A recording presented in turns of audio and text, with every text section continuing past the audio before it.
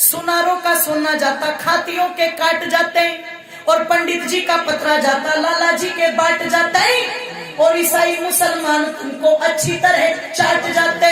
और अगर जगन्नाथ उस दिन विष देने से नाट जाते, अमेरिका के अंदर फेरे भारत के सम्राट जाते, लेके अपनी बारात अजी जी हमारी कौन पूछता बात। ए जी अगर नहीं टंकारे आती, के अगर नहीं टंकारे आती, वो फागुन की शिवरात हमारी कौन पूछता बात। कोई होता क्या हमारी बात पूछने वाला? कोई नहीं होता। ऋषि के जीवन को उनके संकल्पों ने बनाया। मेरी माताओं, निवेदन कर दूं आप लोगों के सामने, स्वामी श्रद्धानंद के जीवन में अगर व्रत ना होता तो क्या एक शराबी कबाबी मुंशीराम स्वामी श्रद्धानंद बन पाता? बोलो, कभी ना बन पाता। अगर भक्त अमीचंद अपने जीवन में एक व्रत न लेता तो क्या शराबी अमीचंद भक्त अमीचंद बन पाता? बोलो, नहीं बन पाता। ये व्रत थे जिन्होंने इनको बनाया है। अच्छा, अगर माता विद्यावती का व्रत ना होता तो भगत सिंह जैसी संतान, बोलो, अगर माता जयंताबाई का व्रत ना होता तो महाराणा प्रताप जैसा व्यक्तित्व मिल पाता क्या? अगर माता जीजाबाई व्रत ना लेती तो छत्रपति शिवाजी जैसी संतान पैदा होने वाली। ये व्रत थे, व्रत थे।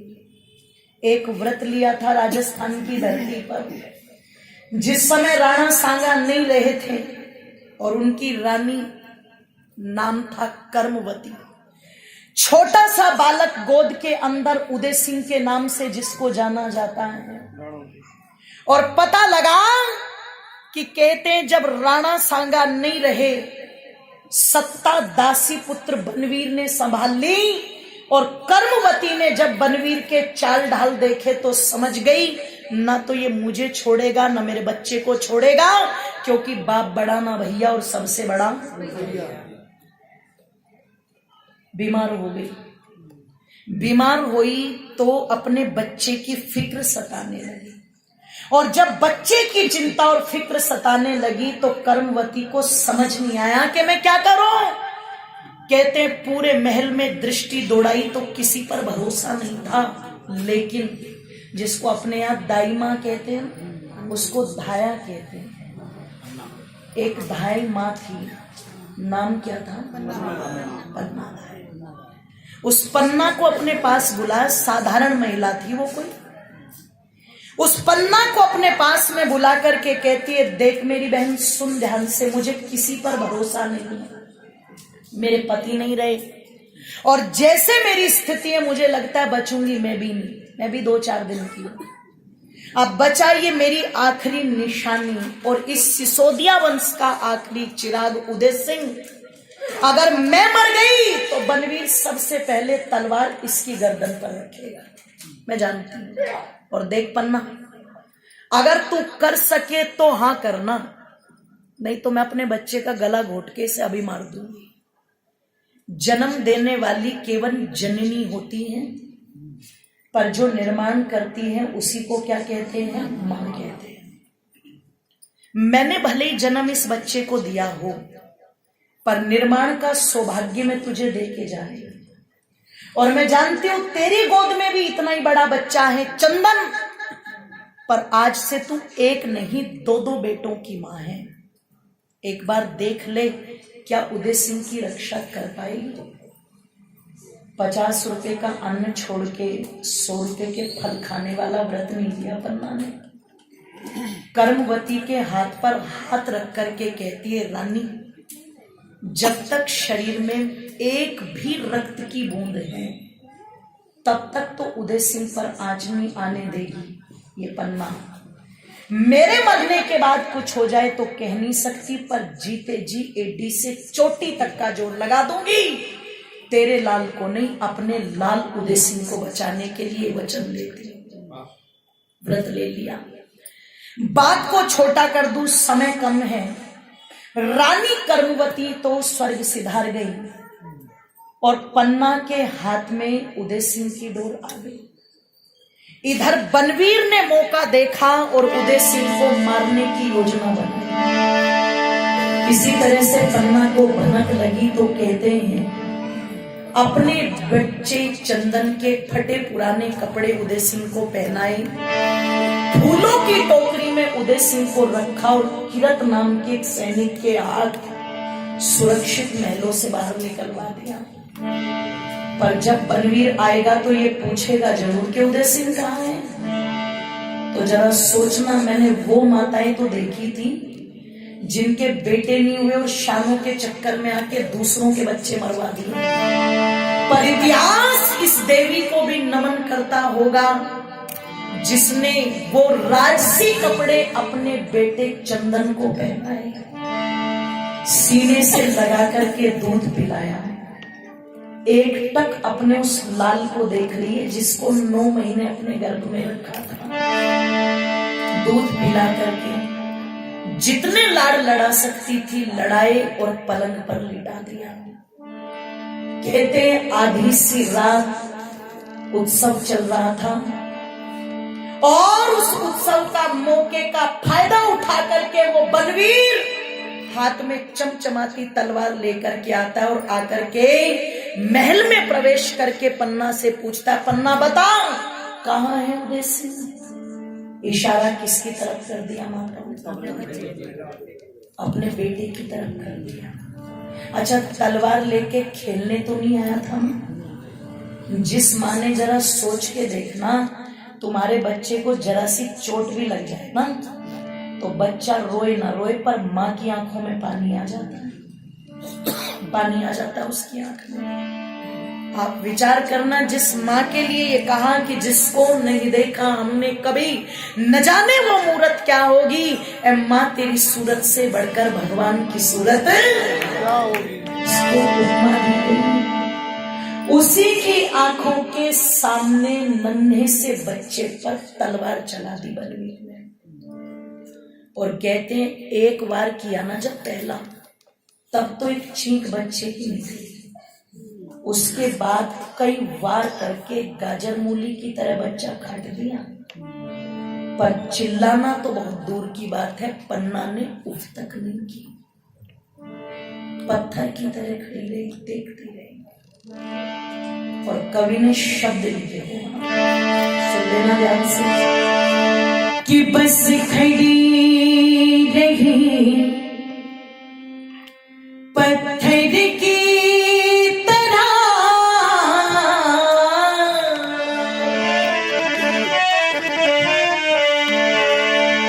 कि बस खड़ी रही पत्थर की तरह, उंगली का इशारा करके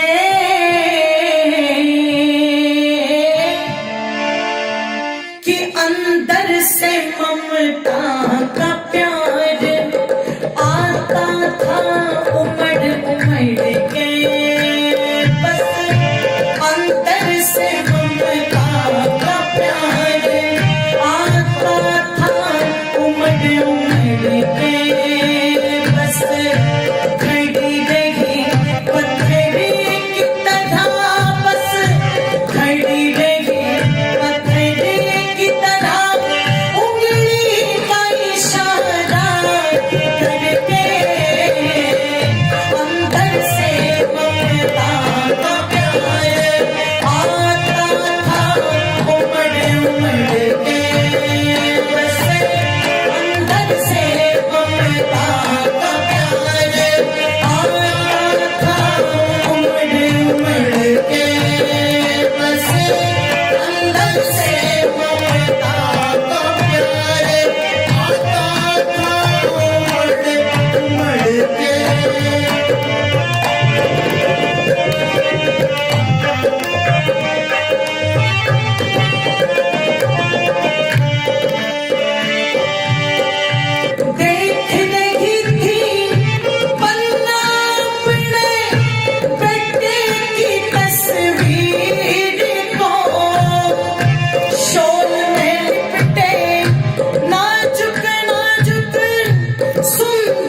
से शरीर को शोल में लिपटे, नाजुक नाजुक सुंदर से शरीर को राज की सत्ता पागल कर गई आज दिख बनवीर को।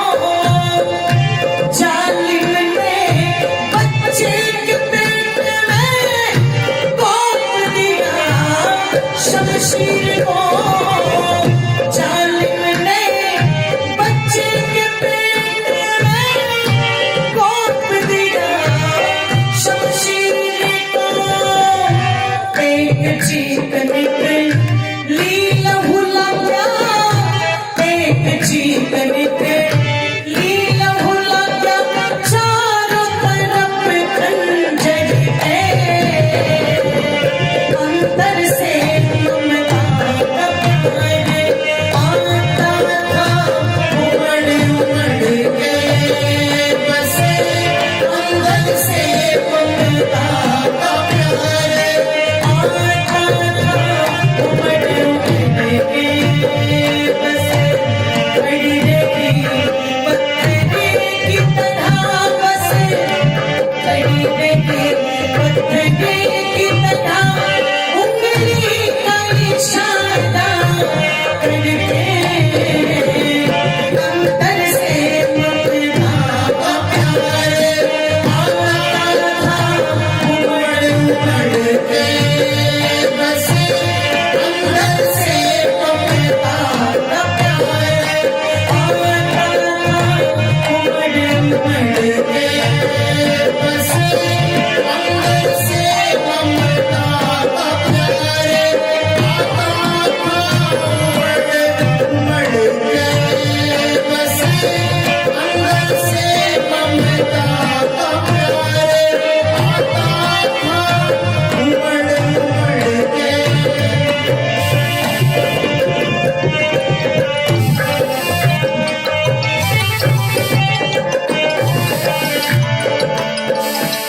जिस बालक को गोद में लेकर के सीने से दूध पिलाया, और कहते हैं जब बच्चा उस क्रिया में होता है तो कई बार माँ के बाल खींचेगा, कई बार कानों के कुंडलों को हाथ लगाता है।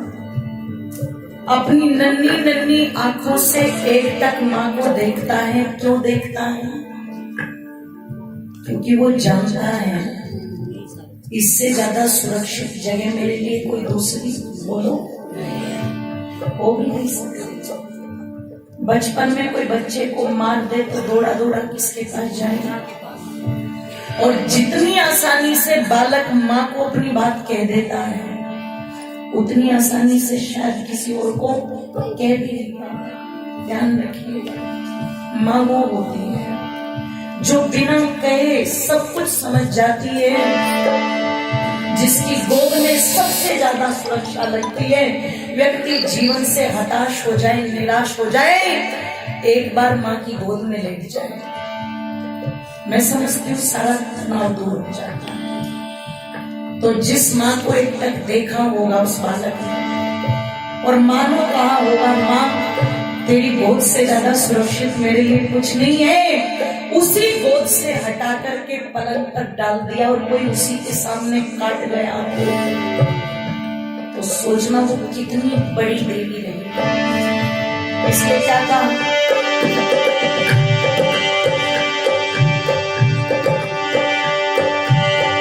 चला गया हंसता हत्यारा, खून में हाथों को रंग कर, जाने माता जाया होके आंसू छिप गए आज गिरे। जाने माता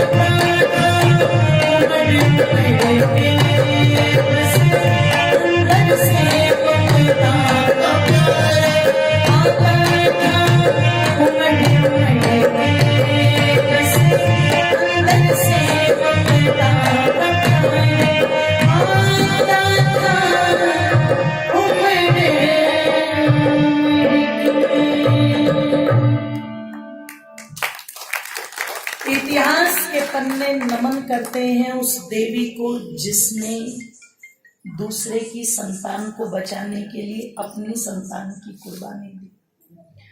और ये व्रत अगर पन्नाधाय न लेती, ये संकल्प अगर पन्नाधाय न लेती तो उदय सिंह ना होते, और अगर उदय सिंह ना होते तो महाराणा प्रताप भी नहीं होते।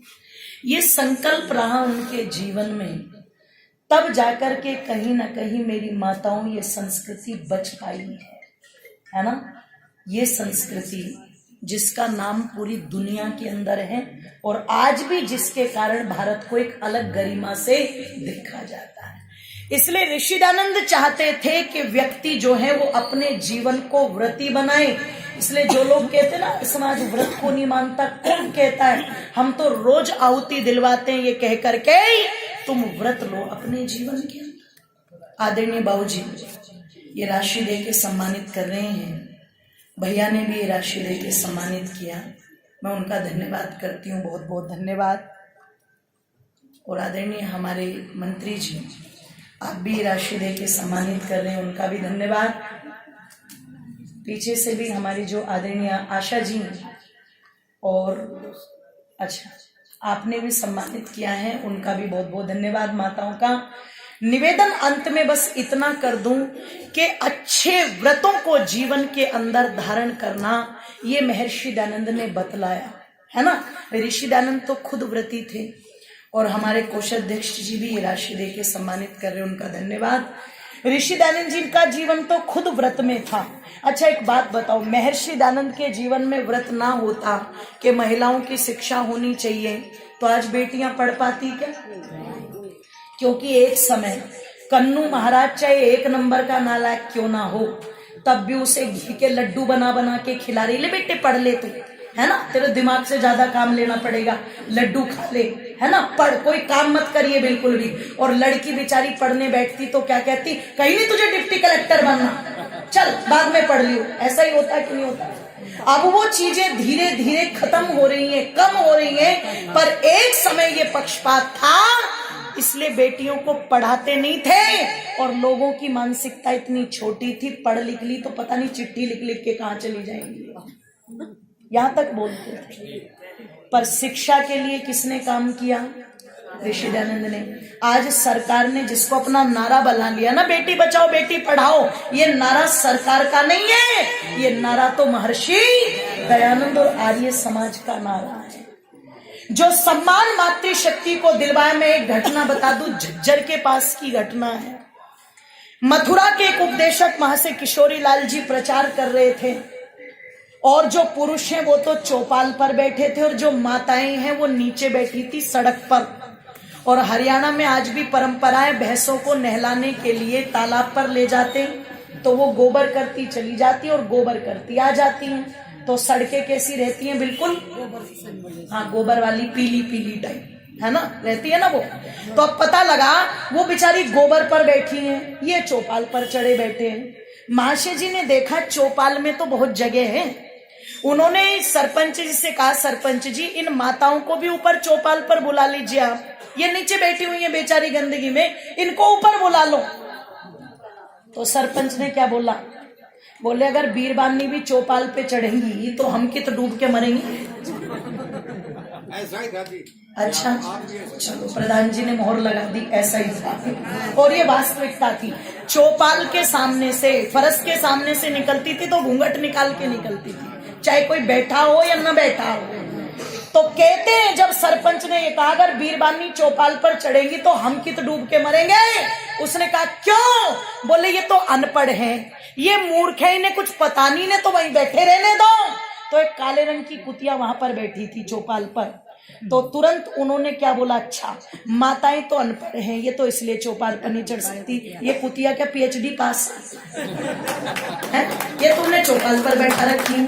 अरे जिसने तुम्हें जन्म दिया, जो तुम्हारी जननी, जो तुम्हारी पूरी व्यवस्थाओं को संभालती है, तुम उसे हीन मान करके नीचे बैठा रहे हो, तुम्हें शर्म आनी चाहिए। और जब तक माताएं चौपाल पर नहीं बैठेगी तब तक मैं प्रचार भी नहीं करूंगा और तुम्हारे गांव का ना अन्न खाऊंगा ना पानी पीऊंगा और यहां से जाऊंगा भी नहीं।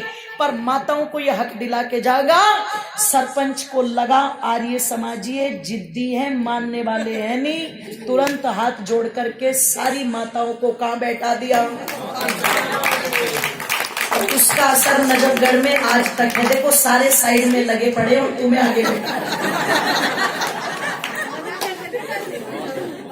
तुम्हें आगे बैठा रखे है ना। उसका असर आज तक है। इसलिए अगर ऋषि दयानंद ना आते तो ये उद्धार होता क्या। अंत में आओ, दो पंक्ति बोल दो। आई बहना कर में एक डंडा लाया, डंडे में झंडा लाया, ईश्वर दयानंद आया देश में। आई बहना कर में एक डंडा लाया, डंडे में झंडा लाया, ईश्वर दयानंद आया देश में।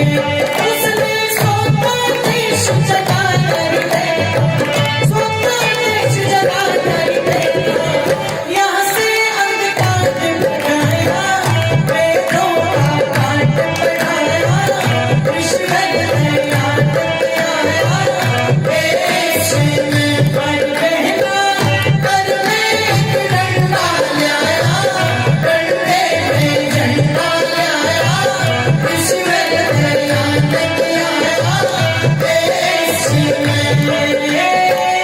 ईश्वर दयानंद आया देश में।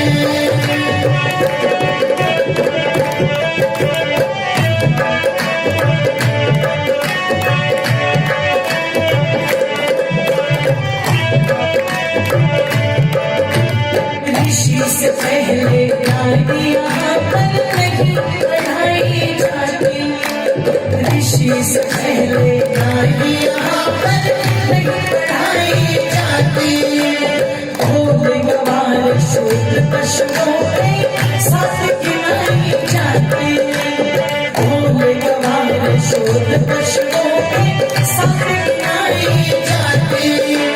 चौपालों पर कुत्ते चढ़े पर ये न चढ़ाई जाती, तेरी ज्योति बतलाते थे कितने कुल गाती। मेरा गुरुकुल में इन्हें पढ़ाया, आखिर में योग बताया, ईश्वर दयानंद आया देश में। आई बहना कर में एक डंडा लाया, डंडे में झंडा लाया, ईश्वर दयानंद आया देश में।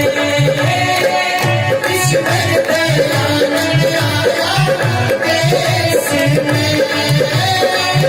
ईश्वर दयानंद आया देश में।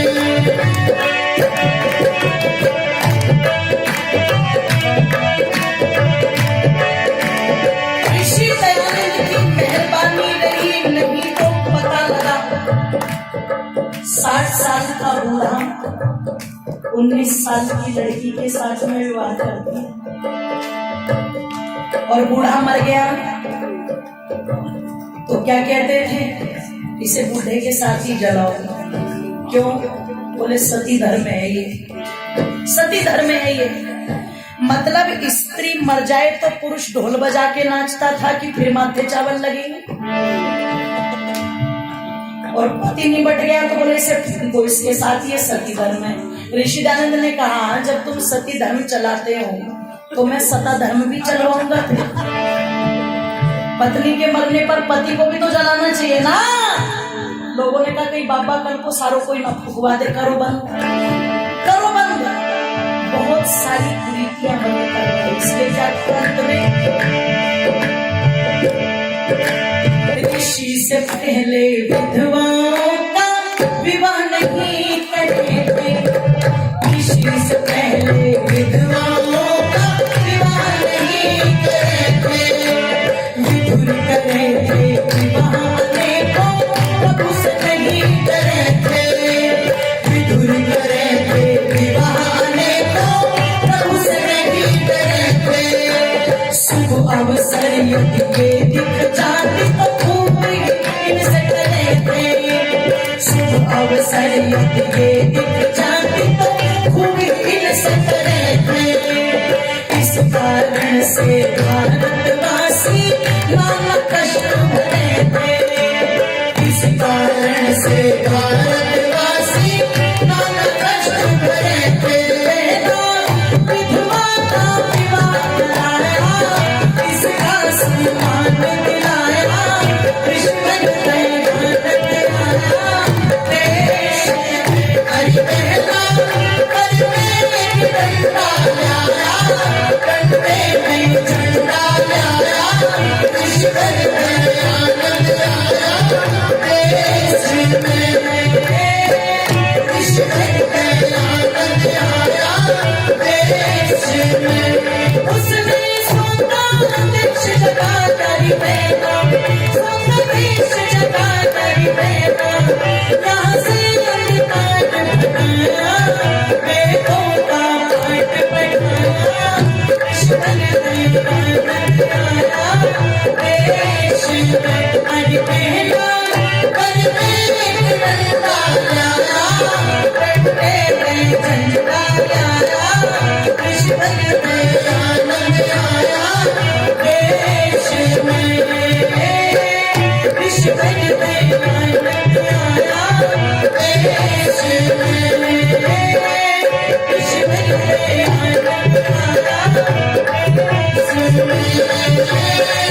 कृष्ण दयानंद आया देश में।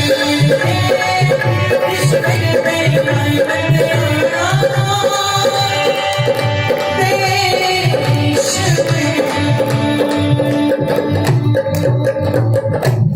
बोलिए प्रवर्तक महर्षि दयानंद जी महाराज की जय। तो महर्षि दयानंद के जीवन का संकल्प जो था वो व्रतों में बंधा हुआ था। इसलिए आर्य समाज कहता है व्रत करो जो तुम्हारे यहलोक और परलोक दोनों को बना दे। तो दो प्रकार के व्रत हैं, एक शारीरिक व्रत है, एक आत्मिक व्रत है। हम शरीर के शोधन के लिए भी आयुर्वेद के अनुसार भोजन छोड़ सकते हैं, कोई दिक्कत नहीं। लेकिन यदि सच में जीवन का उद्धार चाहते हो मेरी माताओं, तो सच्चे व्रत करो, नकली व्रतों का समर्थन मत करो। टीवी वाले तुम्हें पाखंड सिखा रहे हैं और तुम उन पाखंडों को सीखती जा रही हो। पर एक बात ध्यान रखना, ये नाटक है और जीवन के अंदर अगर नाटक आ जाता है तो वास्तविकता समाप्त हो जाती है। और जहां वास्तविकता समाप्त हो जाती है वहां पर जीवन के अंदर कलेश स्वतः ही उत्पन्न हो जाता है। इसलिए कहा जाता है simple living and high thinking. साधारण वेश में जियो लेकिन विचारों को ऊंचा रखो।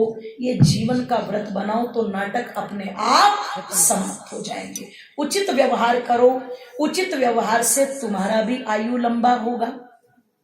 बोलो, देवता जी का भी आयु लंबा होगा हैं। और तुम करवा चौथ को उसकी 1 महीने की कमाई खा जाओगी तो बेचारा अपने आप ही सिकुड़ेगा, कहे ना कहे पर कुड़न तो जरूर मचेगी कि नहीं मचेगी, है ना।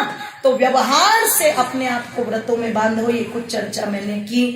2 दिनों तक आपने मेरे विचारों को सुना। जो अच्छी बातें थी वो सब ऋषि मुनियों की थी। कोई त्रुटि होगी तो वो मेरी व्यक्तिगत होगी, उसके लिए क्षमा प्रार्थी हूँ। पुनः मैं आर्य समाज नजफगढ़ के समस्त पदाधिकारियों का धन्यवाद ज्ञापित करती हूँ।